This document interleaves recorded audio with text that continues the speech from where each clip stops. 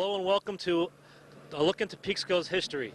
We're beginning this year a new installment of shows on the Peekskill's history, on the historical figures, historical places, historical events that happen here in the city of Peekskill. And welcome to our first show this year. And I'm looking forward to getting started. We have, if you see in the background, a house behind here on Washington Street that we're starting this time.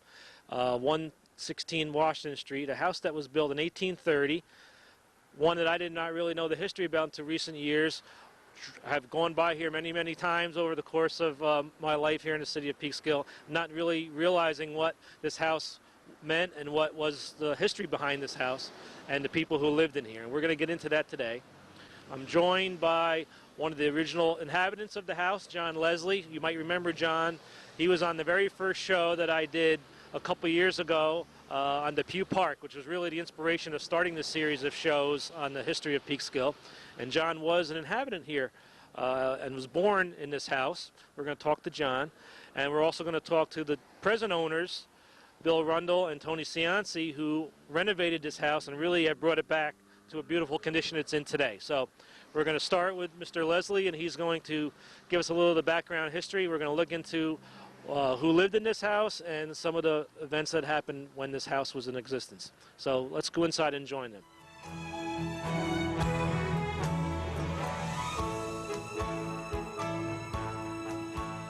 Leslie, how are you? Thank you very much for joining us today. Really appreciate you being here with us and to share your history of this house. I know it's where you grew up, and I know you have a lot to fill us in. I mentioned outside this was built in 1830, yeah. And from what I understand, it was your mother's side of the family who... My mother's side, yeah, was my great-great-grandmother was daughter or granddaughter of Dr. Nathaniel Drake. And when she was married, he bought this house and gave it to her and her husband. It was a wedding present. It was a wedding present. Nice wedding present to have. And that's the story of the house. And they're all in this... Oh, you have some pictures here to show us, okay. Now here in this picture, there's the great-grandmother, my grandmother, and my mother. Oh, so your mom is the young girl sitting in front by the fence. Yeah, she's my mother. So, from that point on, obviously, then it was... That's about the year 1870, I'd say about 75. This picture you're saying is 1875? Oh, okay. I'm a member of the Lincoln Society, as you know, and Sure. You were also a past president of the Lincoln Society, Right. Correct? Right. And this house was here at that time, and we celebrate every year the part of Lincoln and the train stop here. So your family was here in this house when that all took place. Let's see, I think I'd moved out by that time. By the time I was in the Lincoln Society. Oh yeah, absolutely. But your family, your ancestors were in this house at the time Lincoln came to Peekskill. Oh, so sure. Yeah, which was right down the street from That's here. right. So, and my family was only a block away. That's right, right down right down the street, right down the South Street. So I know you and my father were born the same year and went to school together. So Peekskill is a small place, and there's always intertwining of families at one point or another. Yeah. Let's look at some of the other pictures you have here. Well, this is a picture of this room when we were living here. What year would you estimate that to be? The living room, yeah. What year would you estimate that to be, Mr. Leslie? About, let's see, would be, I got out of here in 1955. It must have been about 1950s. Right in the 1950s. Oh, okay. And this is me at the side of the house years ago. That's looking from South Street up. That must have been about 19. That's in the 1920s, I would 20s, think, right? yeah, 25, let's see, or less, yeah. Looks so much bigger to you, huh? It's a small house from the outside, it seems, but in that picture, it looks so big next to you as a young child. Yeah. And here again, you somebody on the front porch. Oh, that's my grandmother, I think. Your grandmother on the front porch. Sure. And you can also see the detail of the fencing that was used at the period. Sure. The 19th century fencing and early 20th century fencing. This is a picture of the back of the house. You can see the flower beds. Right. grapevines, or trees. These were peach and apple, and then there was a cherry tree here, and this is all grapevine on this side. And how many children were in the house? I know at one time there were 6 children at one time, from what I read in the article. Yeah, well, that's my grandmother. Well, maybe that's right. I can't. Seems hard to believe that so many people would be in this small home at that time. Sure, it's about 5. I know you were an only child, correct? Yeah, I was So you had the whole house to yourself, this whole big house to yourself. Well, let's look at a few other pictures before we go, and you can point out some of the parts of the house for us. Yeah. Here, obviously, looks like a dining room. That's the dining room. That was the way it looked when we were using it. You see this? They used it. This was when we first came back from Milford. My father was up in Milford, Mass., and he was superintendent of the quarry that cut all the steps to the Lincoln Memorial. Oh. Well, that's another part of our families that intertwined. When I was reading about your father being, Yeah, quite a granite. he was with the Grency Quarry, correct? Who are relatives of mine. My great grandmother's sister, the Grencies and my grandmother's sister were married, were in the family, and my father was a foreman up in Maine for a number of years. Back when I was very, very small, I remember visiting him up in Maine on weekends when those times came when you had to do what you had to do to support your family, and we went up to Maine where he was a foreman for one of the Grency quarries up there. Well, that's how my mother and father got together, was because he came up here to work with Grency on some projects, So that's how they met? Yeah. Oh, and also the Grency, I pointed out on our Lincoln Society Day that Grency and Ellis was it. Grency and Ellis also supplied the granite for the Lincoln Excedra down the street from here. Yeah. And they supplied all the granite for the Cathedral of St. John the Divine. I remember my father telling me that many times. They had a big increase in they did the main aisle down in the center of that church. That was a huge. So there's another way our families have come together. So let's look around this house a little bit. I notice you can see some of the very dramatic period construction, the wide boards of the floor. Yep. We can see how the fireplace is working fireplace. There's one downstairs. And these were used obviously for heat, and probably even at the time when you were a youngster, you used them.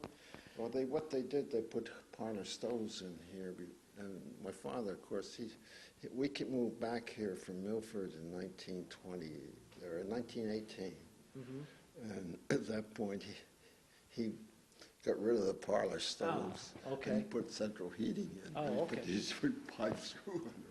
Well, it still looks great. I know we'll be talking to the new owners who have restored this building back to its beautiful condition, and we'll be talking to them in more detail about some of these elements.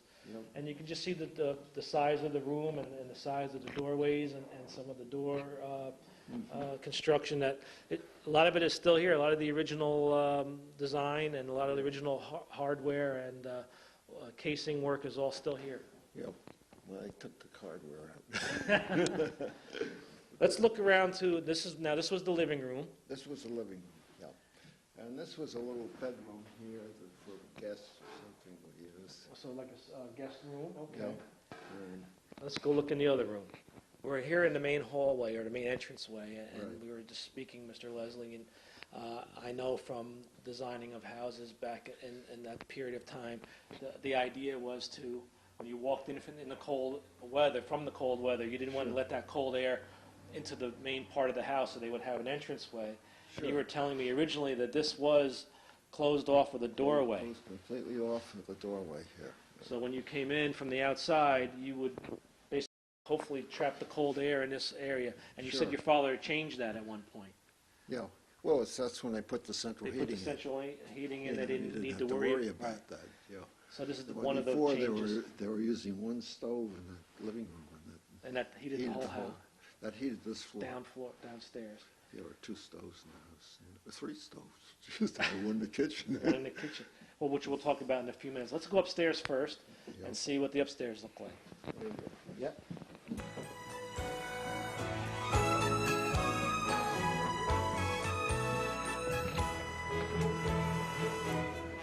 just came up the nice narrow stairs and down the narrow hallway to the main bedroom, which is on the end of the home. And Mr. Leslie, obviously you said this was the main bedroom, and not being very big by today's standards, not being very tall, but it did stay warm. Yes. Through a pipe, you said, came up through the Yeah, floor. that came up. There was what they called a drum here, and that had a pipe coming off the stove. Which was right below here?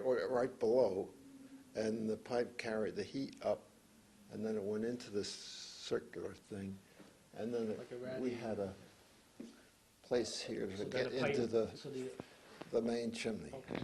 So basically, by the heat that radiated off of the pipe and the metal of the pipe and a little grate that was in the floor is where the heat came from for this room. Yeah, What for about this the whole heat floor. and what about the rest of the rooms? It came from here out. So this is why this was the main bedroom, because this is where the main heat came from. But it's a cozy little room, we must say, and like I said, the headroom is not very high. And you said the bed was on this end? Yeah, well, they always put the bed over here so that you didn't have this. Right, you have to worry about the Worry ceiling. about it, and you had to walk around. That's- And that's one of the old radiators. I don't know whether it's hooked up or not. There's some very wide floors up here. I would say close to 18 inches wide up here. So Yeah. this is very wide. I haven't seen any floors like that in a long, long time.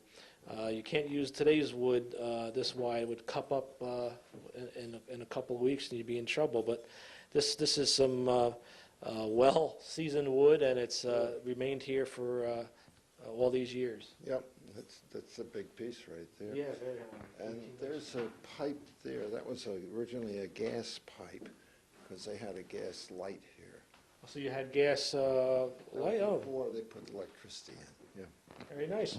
Let's look at some of the, was there 2 more bedrooms up here? You want to call them that? I guess this is going into a little. So Mr. Leslie, if we look down toward the stairs where we just came up before we came into the main bedroom, there's rooms on both sides of this little hallway. One of them you said was your bedroom when you were Right. here, which was originally one long room Sure. when you were here. Before, when it was originally built, there was a partition, and when we get into talking with Bill and Tony about what the work they have done, they found the fact that there was a partition there, and they restored it to that point, and I'll talk to them about that. And on the other side was another small bedroom, Right. and basically that was the whole upstairs. That's the whole upstairs, yeah. Now the kitchen was where?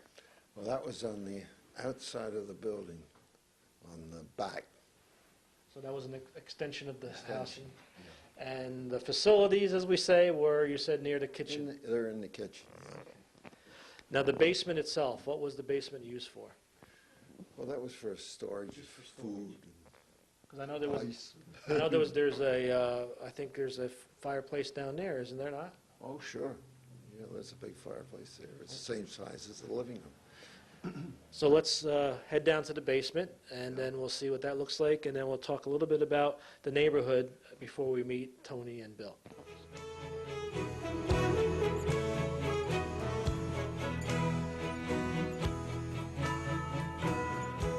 Well, we're down in the basement, another narrow set of stairs, and we're down here in the basement in what you said was the dining room at the time, and Right. has the wainscoting here on the walls, and has basically a matching fireplace. And it looks even a little bit bigger than the one upstairs. Sure. This is just the way it was originally. And you can see in the wall, you said there was a Dutch oven in operation back originally, which when you were young was closed up. There was no need for it then. No, because that went back to the time when they had a fireplace going here, and then they put some coals in this Right. thing to heat something up, and then take them out and put the bread in there. So originally, if you were on the outside of the building, you would have saw the back of that beehive. Yeah, this went out through the building. Right. So Probably an iron door. a lot of meals were taken in this little room Sure. here. And how would you get to the kitchen from this room? Right through that door there. And then you'd go right outside? And See, that part is completely changed now. Right. So basically, you had the living room with a little, which was a very small extra, what you call a guest room off of it. You had upstairs, you had three bedrooms, and you had the dining room downstairs and the kitchen which was basically an extension building to the back where Right. the facilities were also located. Yeah, and then we had a big porch here, of course. You had a porch off the back. We call it the eating porch. So in the warm months, you could spend out there, or hot Warm summer months. nights, you could sleep out there, right? Well, we do that upstairs. Oh, On okay. the second floor. Oh, there was a second floor porch. Sure. Oh, there was a two-level porch, okay. Yeah, the two level. Very good. It's just about the size of the buildings that are up there now. Right. We're going to talk about the addition that was put on the back, that was done after your family sold the building, and then Yeah. what did this building become? What do you mean, what it became? Well, your family left. Yeah. You sold the house to a, Oh, then it was Teddy's, Right. Teddy the Christopher's real estate office. it became a real estate. And that's what I always thought of it as. I saw the big sign on the one side Sure. growing up, never knowing what the history was of this great little building here in Peekskill. I'd like to just go outside on the porch, if we can, Mr. Leslie, and just talk about the neighborhood at the time. I know, Okay. as we were saying, my family came to Peekskill in about 1898 and established themselves right down the street. And I know the church has been here, obviously, all this Oh, time. sure, I see. So let's go outside and just point a few of those little things out before we meet the new owners. Okay. Mr. Leslie, this neighborhood has changed quite a bit, dramatically, obviously. Can you give us a flavor of what it was like back when you were a child here? Yeah. Well, all this land from here up to that house, a little bit this side of that house. Where the gas station is Yeah, now? that was Dr. Beals. Okay. and He had a home there, and He had a home there, and he had an apartment in the house. oh, okay. And- Barns, I'm sure, Yeah, right? he had about 3 barns, and, Oh, okay. and a guy doing woodworking in one of the barns. So you had a working It was a working home center. and barns there, and Yeah. the church was here, obviously. Church was always there, yeah. The church was always here. You had neighbors to your left over here in these buildings. Sherwood's. Sherwoods. Blanche Sherwood was the name. She lived there by herself practically. and Her Okay. sister, I think, came up with it. And looking just a block away where the light is and where the extension, that's where my family, my father grew up. Sure. And there was no street through Right, there. there's no street, that's correct. That was all built up across. That was there. from the 1970s, that change was made.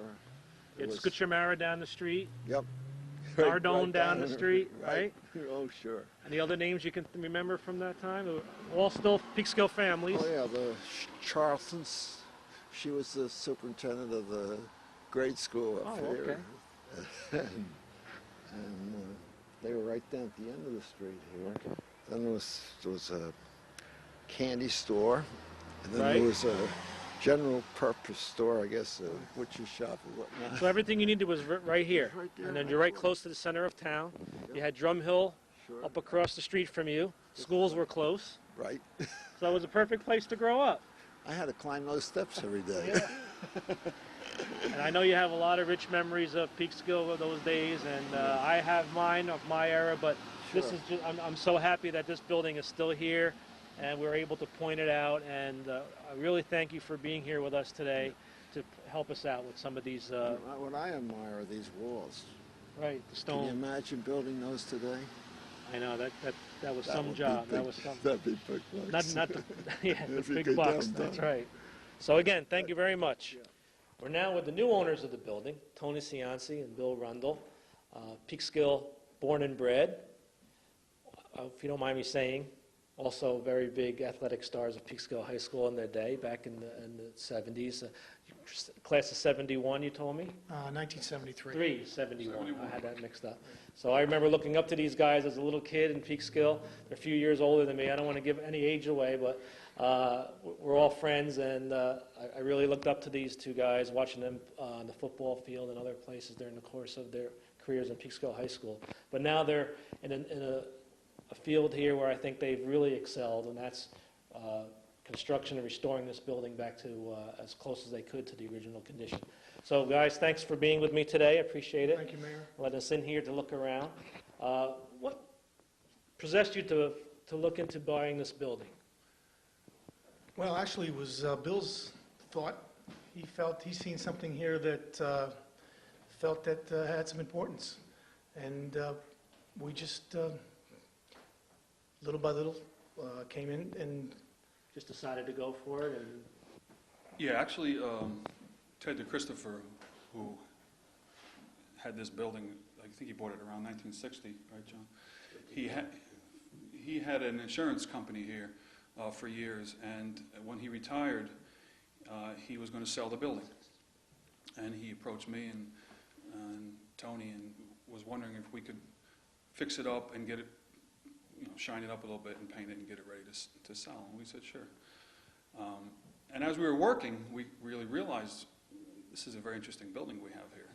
I knew it was old, but there was aluminum siding, there was paneling, acoustical ceiling, tile glued down to the floor. So you really couldn't tell what the house looked like, but I knew it was very old, especially after walking upstairs and seeing the little windows and the low ceiling. So I talked to Tony and I said, what do you think about talking to Ted about buying it? And he said, great. So we did that, and we purchased the building from Ted, and little by little we've been taking things off and kind of restoring it. And if you feel any way the way I feel doing things like this, because I have done similar things, not as a purchaser, but as a worker on reconstruction and restoration, the more you find, the more excited you get. Yeah. And I'm sure you guys, as you got into it, were very, very happy you decided to do it, and it just kind of snowballed for you, I'm sure. Exactly, and one of the nicest surprises we had was the floor. There was vinyl tile glued to the floor, and we figured, Jesus, there's no way we're going to be able to restore this. But when we took the tile up, we realized there was a sheet of plywood, and the plywood was just barely tacked down, so we took everything up, and we had these beautiful floors, and I think John Found said... the hearth, and you found it, right? yeah, everything. Well, the fireplace actually was always here, but everything else was just covered up. And actually, the fireplace still works. We've had a few little fires, but the brick is so old that it started to crumble, so we stopped. We have the original mantle. Everything is pretty much original. The mantle downstairs that we saw earlier, that's the original mantle. The dining room. Everything really is pretty much like it was. As I said, it was just a matter of taking things off, and the plaster had to be restored. Yeah, it was cracked all over the place. And we did that, and the colors, we got down as far as we could, and tried to match the colors as much as we could to the original colors. It's not exact, but it's very close. I think what we've done here is pretty much what any homeowner would have done through the years. We haven't restored it historically correct exactly, but we've done things as a homeowner might do. Yeah. You had the original doors, it seems, here, with some of the... Most of the original doors. The door that was originally here, going from the in. hall into the living room, we put over here in one of the offices. You can see that in a minute if we take a walk in there. Yeah. But there's something I want to show you, Mayor. Sure. About 2 years ago, I was going through a pile of old newspapers, and I just happened to look down at one of the papers, and I saw a picture of, it says Peekskill contains 200 dwellings and 6 churches in 1844. And as I was looking at the picture, it struck me that this house here could be this house that we're in right now. And sure enough, I went up on the hill at Drum Hill, and I looked down, and yeah, there's our little house sitting right here, the exact same... So you went to where you thought was the same perspective or the same spot that this was drawn from, and you could figure that out. Apparently, Apparently the fellow sat up on Drum Hill, Right. Sat down a rock or something, and just drew Peekskill. So that was kind of a curious thing. Well, that's a great find. Yeah. And I know as you worked in this house, from what I read, you found some other interesting things. We did. We were concerned about the fireplace and the chimney. So before we made a fire, I went up, climbed up into the attic. It's barely big enough for a person like me. But I crawled all the way down, and in my journey, I found a pair of high-button shoes, a doll's head, a book about fashion from the 1800s, around 1860s. It was a book. It was just a cover, and as I was reading it, it just kind of crumbled in my hand.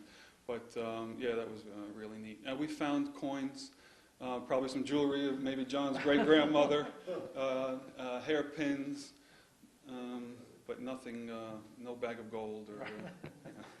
But the thing is, and we're looking at some of John's photos for that, luckily his family kept, which I'm sure helped you in figuring out what work you needed to do to kind of bring it back to how things were. It was a great help. John's pictures were wonderful, and it's interesting to note that John's family, I don't know if he told you earlier, but purchased the house in 1831. Right. So the original owner, Drake, owned it for 1 year, and John had it for 130 some years, and then Ted had it, and we're actually the fourth owners, but you know, for all practical purposes, the third owners. Right. Oh, there you go. So we are the third. So you guys now have come to the point where you've made this really a beautiful restoration job. We were downstairs. You have some modern parts, what we're going to talk about in a minute, where Mr. DeChristopher added on, because he used this as a business. Mm-hmm. And hopefully your goal is to, again, have somebody use this for a business. It's a beautiful location. Let's look at some of the new rooms. And I know you did some work on the new rooms to bring them to a point where somebody wanted to use this building for their place of business, they could do that. Sure. Originally, this was a back porch. Right. And DeChristopher subdivided it and put 2 offices in here. There's a door there and a door here. Let's look in there. Porch originally came out to about here. It's about a 10-foot. Yeah, I would say. And DeChristopher added on, I guess originally maybe he just enclosed the porch for his office, and he expanded, and he had his son-in-law, Richard Saraceno, came to work here, so he needed more office space. And he divided this area into 2 small offices with very low ceilings. They still had the original porch ceilings. So Tony and I just basically took everything apart, ripped the roof off and put a new roof on, and now we have a nice large office space here with air conditioning and Oh, this is beautiful. So you can river have a little views. bit of both. You can have the old and The the old new, with the new, and yeah. it's a really great atmosphere to work in, and it would be a real interesting place to come. And there's another place next door. Yeah, there's similar another office next door. It's similar. It was actually Ted's office, and we put some tin ceiling in there and fixed it up a little bit. But it's basically what it was, always was, that office in And you there. have parking for this property? Mhm. Is this- Parking, so yeah. there's parking Yeah, available, plenty of off-street parking. Yeah. So it's really a nice little building for anybody who might want to rent this out for their business.